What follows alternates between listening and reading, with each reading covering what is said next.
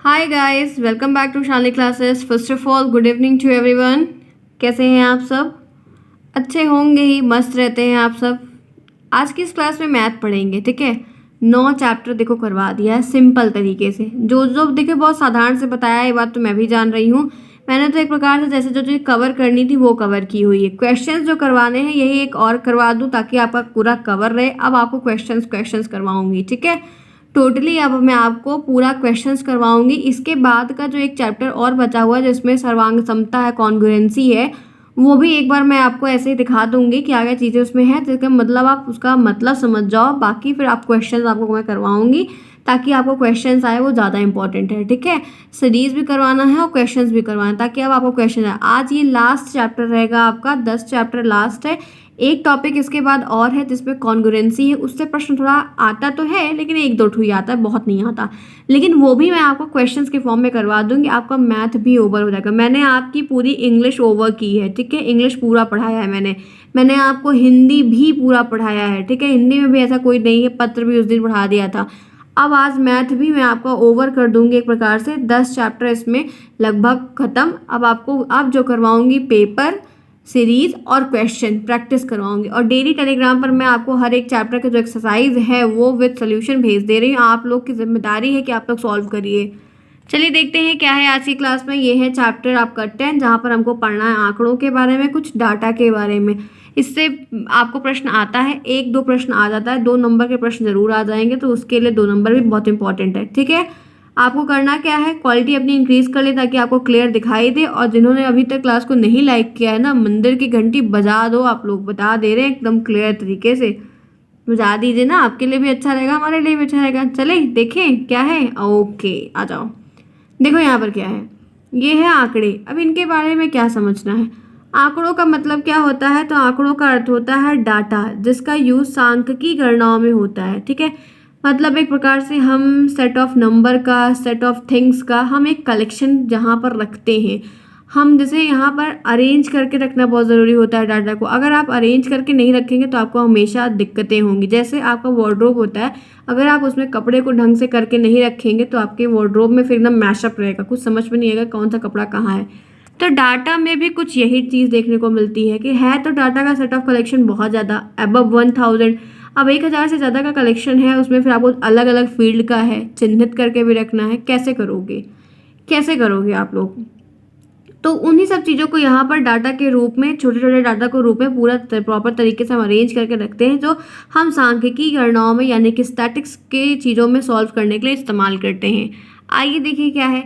सबसे पहले जो बात आती है वो होती है अवर्गीकृत आंकड़े। अवर्गीकृत आंकड़े ये क्या होते हैं? वे आंकड़े जो सही क्रम में नहीं होते हैं। अवर्गीकृत का मतलब है कि अनग्रुप्ड डाटा या अनअरेंज डाटा। अरेंज मतलब जो प्रॉपर तरीके से अरेंज हो, और अनअरेंज का मतलब है कि जो इधर उधर बिखरे हो, अरेंज ना हो। जैसे 25, 6, 8, 39, 48, 50, क्या ये अरेंज है? असेंडिंग ऑर्डर में दिख रहा है या डिसेंडिंग ऑर्डर में दिख रहा है? कुछ दिख रहा है? नहीं। कोई नंबर है, 3, 4, 5, 6 नंबर हैं, वो ऐसे ऐसे करके लिखे हैं, बाकी कोई क्रम में नहीं है। तो अनग्रुप्ड डाटा उसको कहते हैं जो अनअरेंज होता है, जो कि अनग्रुप्ड होता है। मतलब वो सही क्रम में नहीं आता, उसका कोई पहले से फिक्स्ड क्रम नहीं होगा।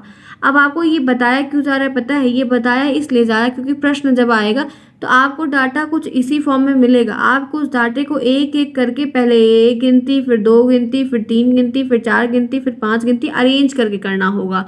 इसीलिए आपको ये बात पहले बताई जा रही है। आगे आइए। वर्गीकृत आंकड़े क्या है ये भी जानते हैं। ये अवर्गीकृत का अपोजिट है। वे आंकड़े जो सही क्रम में होते हैं, एक ऐसे आंकड़े, सेट ऑफ नंबर्स का कलेक्शन जो सही प्रॉपर वे में क्या है, अरेंज है। पहले ये, फिर ये, फिर ये, फिर ये, फिर ये, फिर ये, फिर ये, फिर ये, 480, फिर 485, फिर 500, 522, 600। अरेंज है कि नहीं? छोटे से बड़े की तरफ बढ़ रहा है कि नहीं? तो ये एक अरेंज वे में है ना, ये एक प्रॉपर मैनर में है ना, ये असेंडिंग ऑर्डर में है ना। तो यही है, क्या है, वर्गीकृत आंकड़े। क्लियर? 2 पॉइंट। आगे आइए। बारंबारता। बारंबारता क्या होती है ये भी देखते हैं। बारंबारता का ही टॉपिक है। वह संख्या होती है बारंबारता जिससे ज्ञात हो कि आंकड़ों में कोई संख्या कितनी बार दोहराई गई है। मतलब आपको बारंबारता यानी कि फ्रिक्वेंसी एक प्रकार से ये ध्यान रखनी है कि ये एक ऐसी संख्या होती है आंकड़े में, डाटा के सेट ऑफ कलेक्शन में, जिससे ये आपको उसमें खोजना रहता है कि कोई संख्या कितनी बार आई है। 2 बार आई है, 3 बार आई है, 5 बार आई है, 8 बार आई है, 100 बार आई है। वो संख्या कितनी बार रिपीट हुई है उसको हम बारंबारता के माध्यम से चिन्हित करके रखते हैं, ताकि हम उसको आसानी से गिन सकें और हमको बार बार गिनने की ज़रूरत ना पड़े। वह संख्या, ये बारंबारता क्या होती है? एक ऐसी संख्या होती है जिससे ज्ञात हो कि आंकड़ों में कोई संख्या कितनी बार दोहराई गई है। आगे आइए, नेक्स्ट पॉइंट है टैली चिन्ह। ये इंपॉर्टेंट है, देखिए क्या होता है। टैली चिन्ह क्या होता है कि जब लकीरों की संख्या 4 से अधिक होती है तो 5 संख्या के लिए हम चिन्ह 4 बार लाइन खींच के उसको ऊपर से काट देते हैं। ये होता है टैली का चिन्ह, हम वहाँ पर प्रयोग करते हैं। मतलब अगर आपको लिखा है क्या 6 लिखा है तो आप उसका मतलब समझ रहे हैं कैसे लिखेंगे। अब आप यहाँ पर टैली के चिन्ह में 1 2 3 4 5 6 लाइन ऐसे नहीं खींचेंगे, ये टैली का चिन्ह नहीं माना जाएगा। टैली के चिन्ह का रूल होता है कि आप 5 से ज़्यादा नहीं लिख सकते। मतलब अगर यहाँ पर 6 गिनती दी गई है तो 1 2 3 4, ये आप 5 काट दो, ये एक ऊपर से जो आप काट रहे हो ये भी गिना जाता है। तो ये कितना हो गया? 5 लाइन हो गई और 1 लाइन और साइड में खींच दो, तो इसको मिलाकर टैली चिन्ह इसका 6 बन गया। अगर और आपको दिया हो, जैसे मैं आपको 8 दे रही हूँ, 8 दिया है, तो क्या करेंगे? टैली चिन्ह कैसे लिखेंगे इसका? 1 2 3 4 लिख दिया, ये काट दो 5 और उसके बाद 3 आप लाइन और खींच दो, तो ये आपका क्या हो जाएगा? ये आपका पूरा 8 का टैली चिन्ह हो जाएगा।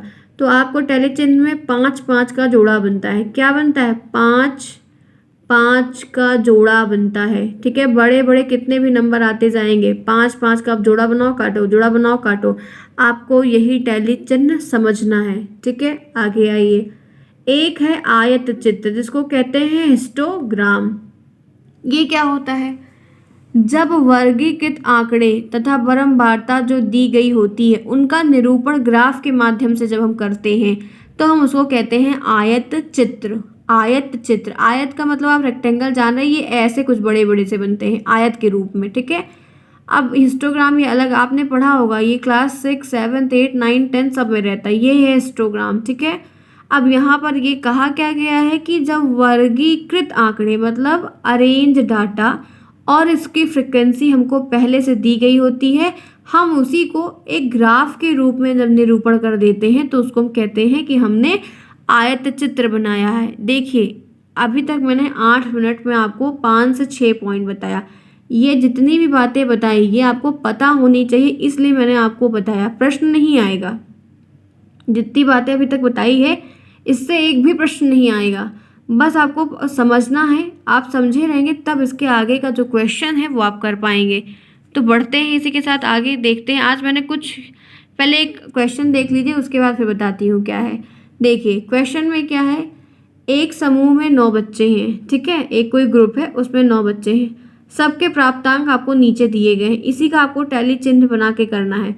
तो देखिए क्या दिया है, 20 25 26 27 27 40 40 40 20 25 26 56 56 30 30 30 30 20 30 60 60 60 और 57 57 ऐसे नंबर आपको दिया है। ये इनके क्या है? प्राप्तांक है। अब इनको आपको टैली के चिन्ह के रूप में निरूपित करना है। ये प्रश्न आपको ये पूरा इतना लिखा हुआ मिलेगा, 2 नंबर का प्रश्न मिले। देखिए आपको 12 नंबर पासिंग ले आना है। जिनको मैथ में दिक्कत है वो ये वाले जो चैप्टर है इसको बहुत ध्यान से देख के पढ़ लें, क्योंकि ये प्रश्न एक तो ज़रूर आएगा। तो 2 नंबर तो फिक्स है, 2 नंबर तो कंटेस्ट करके चलो कि मेरा 2 नंबर इसका आएगा तो हम करेंगे। ठीक है, जिनकी मैथ बहुत वीक है वो लोग ध्यान से ज़रूर सुन लें इस चीज़ को। अब देखिए यहाँ पर कैसे इसको बनाएंगे, तो आपको देखिए पहले आप तो 1 से लेकर 9 तक के बच्चों को पूरा लिख दो, 1 2 3 4 5 6 7 8 9। ठीक, 9 आपने लिख दिया। अब आप सबके प्राप्तांक लिख दो। सबके प्राप्तांक में आप यहाँ पर देख रहे हैं, मैं इसको थोड़ा सा छोटा करती हूँ ताकि आपको दिखे। सबके प्राप्तांक में यहाँ पर देखिए 20 दिया है, 20 लिख दीजिए। कौन कौन सी संख्या है, तो 20 है, 25 है, 25 लिख दिया, 26 है, 26 लिख दिया, 27 है, 27 लिख दिया। ठीक, 27 के बाद कौन सी गिनती है, तो आप कहेंगे कि मैम 30 है, तो 30 भी लिख दो। 30 के बाद 30 से बड़ा कौन है, तो 30 से बड़ा यहाँ पर ये 40 है, आप 40 भी लिख दो। लिख रहे हो कि नहीं? दिख रहा है ना आपको, क्लियर दिख रहा है, तो आप 40 लिख दो। 40 के बाद क्या बड़ा है, तो 40 से बड़ा यहाँ पर 56 है, 50 तो है नहीं तो 56 लिख दो। 56 से बड़ा क्या है, 57 है, 57 से बड़ा क्या है, 60, 60 लिख दो। तो जैसे एक क्रम ये सीरियल नंबर डाल दो, 9 बच्चे हैं और ये प्राप्तांक उनका डाल दो। बरमवारता की जो बात है, ये बरमवारता इसमें नहीं दी गई है, ये आपको मतलब जो है अपने आप से, मैंने आपको टैली चिन्ह समझाने के लिए बरमवारता खुद लिखी हुई है। खुद लिखने का मतलब आप समझ रहे हैं कैसे खुद लिखी हुई है। ये 20 जो है, कितनी बार 20 है, वही बरमवारता वही यहाँ पर क्या लिखी, बरमवारता। देखिए 20 कहाँ कहाँ है, एक 20 ये है और दूसरा 20 ये है, तीसरा 20 ये है, तो बरमवारता कितनी हुई, 3 हुई। 20 कितनी बार आया, 3 बार, तो टैली चिन्ह में 3 आप लाइन खींच दो। और उसके बाद 25 है, अब 25 की बरमवारता कितनी दिखा रहा है, 2, तो यानी कि 25 कितनी बार आएगा, 2। एक 25 ये है और दूसरा ये है, तो 2 हो गई, तो टैली चिन्ह क्या बनेगा, 2 डंडी, 2 लाइन। 26 कितनी बार है, तो यहाँ पर 26 भी 2 बार है। देखिए मैंने भी ध्यान नहीं दिया, अभी जब बना रही थी तब ध्यान में नहीं आया, अभी दिख रहा है कि 26 भी 2 बार है। तो ये देखिए एक 26 ये है और एक 26 ये है, तो इसकी बरमवारता कितनी हो जाएगी, 2। यहाँ पर डंडी कितनी बनेगी, 2, ठीक। उसके बाद 27 कितनी बार है, तो 1 और ये है, 2 ये है, बस 2 बार 27 भी है, तो 2 लाइन खींच दो टैली चिन्ह में। एक यहाँ पर 30 है, जो 30 एक ऐसी संख्या अभी तक में यहाँ पर एक ही ठू मिली आपको, एक सिंगल मिली जो 5 बार है। कहाँ, 1 2 3 4 और ये कहाँ है, एक ये है, 5, 5 हो गई ना। तो बरमवारता कितनी हुई, 5।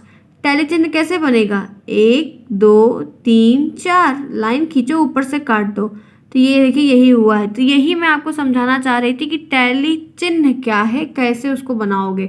तो ये पूरा समझ में आया ना। इसी तरीके से यहाँ पे 60 देख लो, 2 बार है तो 2 बार 2 लाइन। 57 यहाँ पर 3 बार है तो फ्रीक्वेंसी 3 हो गई, 3 बार लाइन। 56 यहाँ पर 2 बार है तो 2 लाइन। 40 यहाँ पर 3 बार है तो यहाँ पर देखिए 3 लाइन। तो ऐसे आपको ये टैली चिन्ह बनाना आना चाहिए। बस जहाँ पर भी 5 पूछे, 1 2 3 4 लाइन की जगह 5वां काट दो, उसके बाद जितनी और गिनती है वो शेष आप लिखते चलो। क्लियर। तो टैली चिन्ह समझ गए ना। टैली चिन्ह का प्रश्न कर लेंगे ना। आइए अब मैंने आज ना बुक से ही ले लिया डायरेक्ट।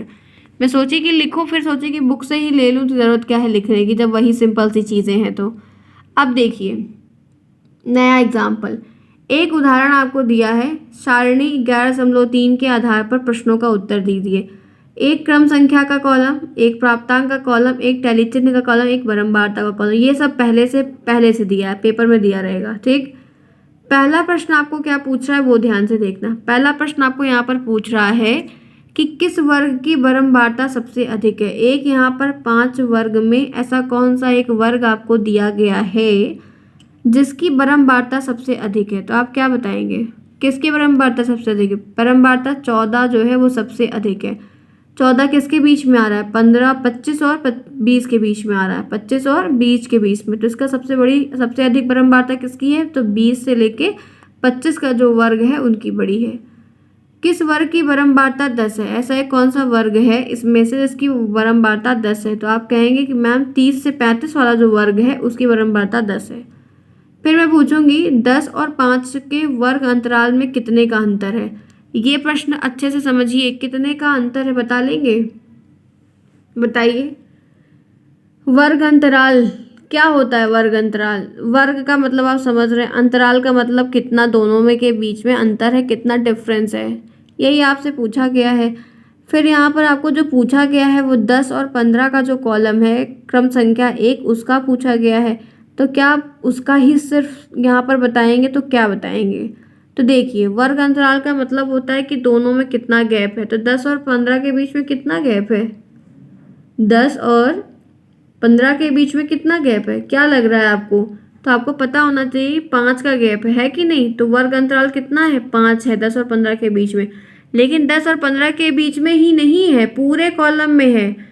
देखिए 10 से 15 5 का डिफरेंस है, 15 से 20 5 का डिफरेंस है, 20 से 25 5 का डिफरेंस है, 25 से 30 5 का डिफरेंस है, 30 से 35 5 का। तो 5 5 5 5 5 5 हुआ कि नहीं हुआ। तो यहाँ पर ये चीज़ें हो गई।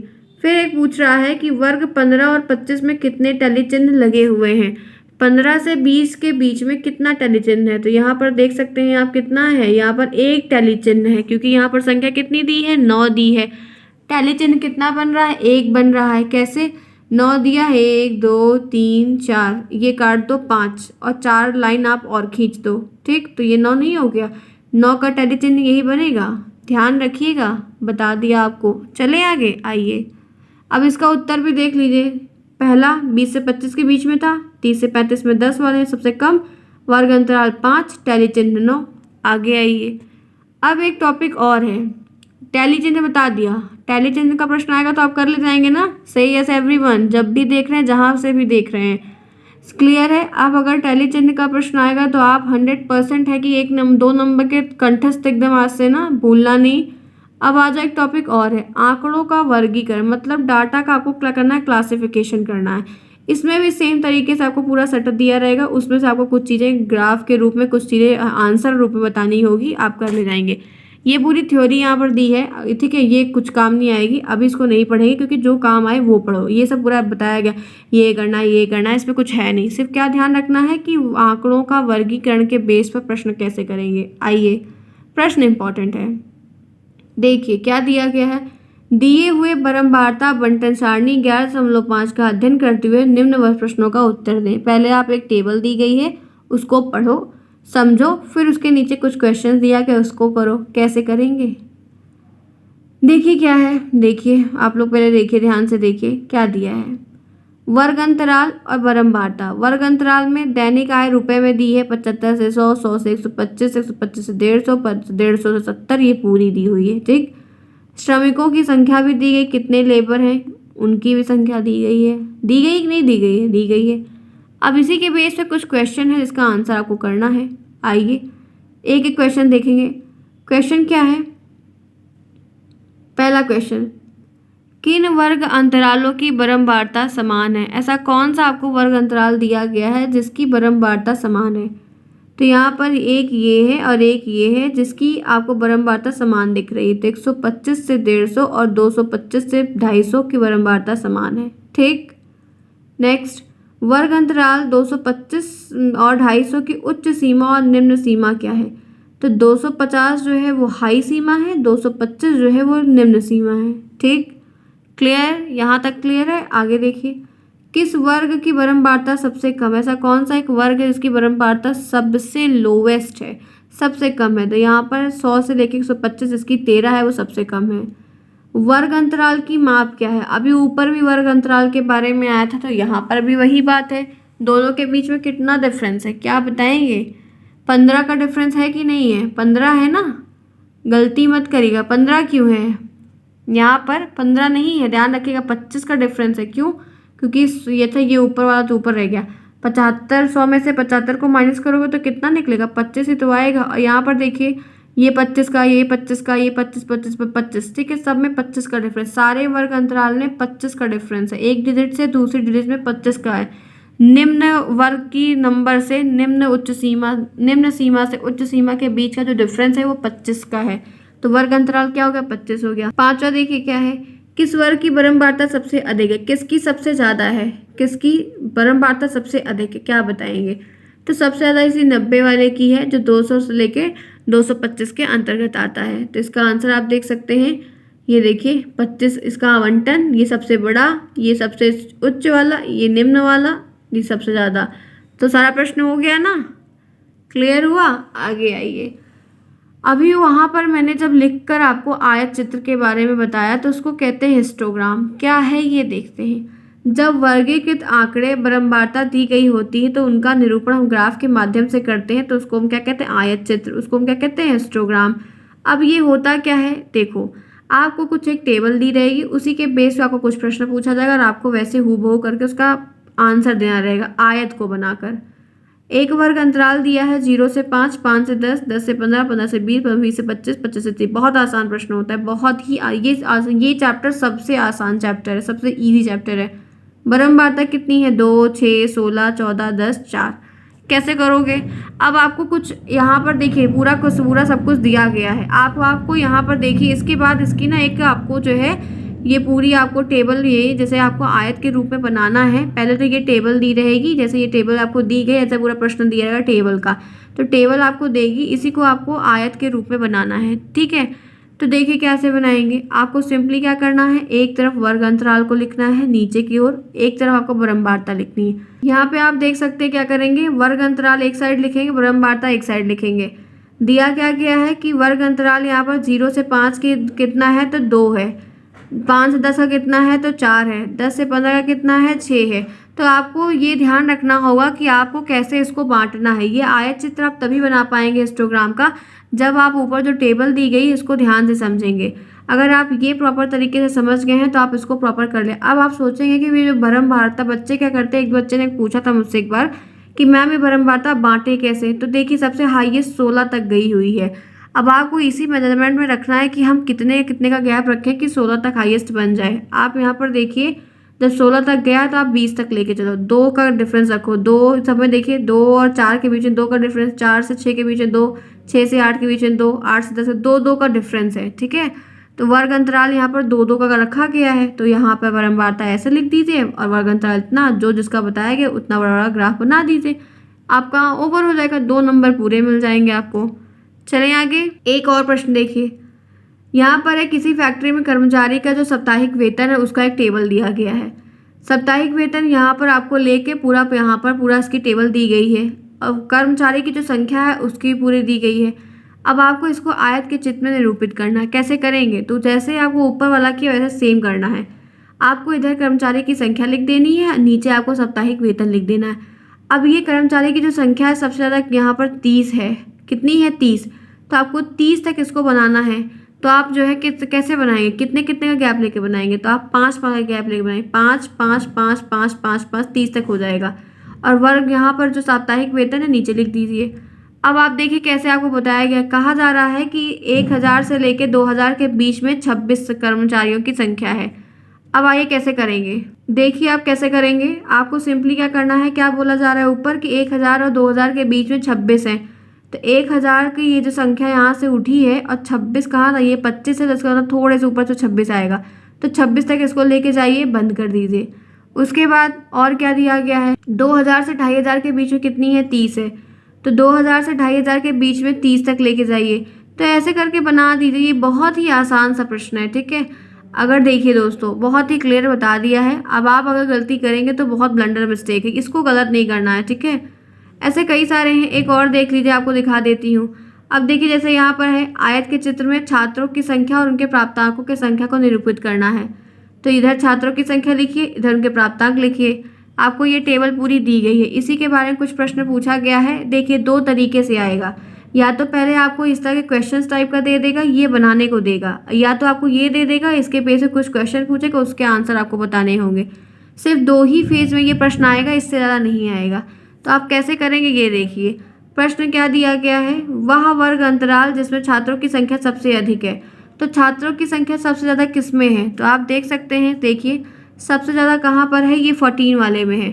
तो वर्ग अंतराल कितना है, 40 से 50 के अंतर्गत सबसे ज़्यादा है। ठीक है, तो इसका आंसर क्या होगा, 40 से 50। उसके बाद क्या पूछा गया है, वह वर्ग अंतराल जिसमें छात्रों की संख्या सबसे कम है। तो सबसे कम ये 2 वाले में है, यानी कि 30 से 40 के बीच में 2 वाला है। नेक्स्ट 50 और 60 वर्ग अंतराल में छात्रों की संख्या कितनी है। तो 50 और 60 के बीच में देखिए कितनी है, 50 ये है, 60 ये, तो यानी कितनी है, 8 है। तो यही प्रश्न आपको यहाँ पर बताना है। देख लीजिए सबसे कम 30 से 40, 50 से 40 में ज़्यादा है, फिर यहाँ पर कितनी है, 8 है। यही मैंने आपको यहाँ पर बताया। तो आप समझे कि नहीं समझे। देखिए ये आपका चैप्टर होता है यहीं पर ओवर। मैंने आपको ये कुछ पिक्चर्स आपको डायरेक्ट बुक से ले ली, इसको मैंने नहीं लिखा या नहीं बनाया क्योंकि कोई बहुत लिखने वाली बात नहीं थी, सिंपल तरीके से था। ठीक है फ्रेंड्स, फिर आपको यहाँ तक क्लियर हुआ। मैंने आपको बताया कि क्या चीज़ें। आपको प्रश्न 2 ही तरीके से आएगा। आपको बस या तो पूरा फिगर दे देगा, उसके से प्रश्न पूछेगा तो उसके आंसर लिखने होंगे। ये रहा आपका चैप्टर 10 क्लियर यहाँ पर, जिसमें टलिचिन्ह के बारे में बताया और आपको जो है हिस्टोग्राम के बारे में बताया, जिसमें आपको आयत का चित्र वगैरह बना के सब कुछ करना था। तो मुझे उम्मीद है कि सबको समझ में आएगा। छोटी क्लास है क्योंकि छोटा टॉपिक है, बहुत बड़ा होगा तो बड़ा करेंगे जैसे हमेशा करते हैं, कोई नई बात तो है नहीं। तो जो भी बातें होंगी देख लेंगे। अगर कोई दिक्कत होती नहीं समझ में आता तो बताइएगा आप लोग, वैसे समझ में आ जाएगा क्योंकि ये क्लास 5th 6th का क्वेश्चन है, बहुत ही आसान है। तो होपफुली सबको समझ में आया होगा, अच्छा भी लगा होगा। आता है प्रश्न, ये टॉपिक पढ़ के जाना, गलती मत करना, 2 नंबर फ्री के लेके ज़रूर आना। तो होपफुली क्लास अच्छी होगी। नेक्स्ट क्लास में मिलेंगे नए टॉपिक के साथ, तब तक के लिए take care and thanks for watching to everyone. Bye, see you soon.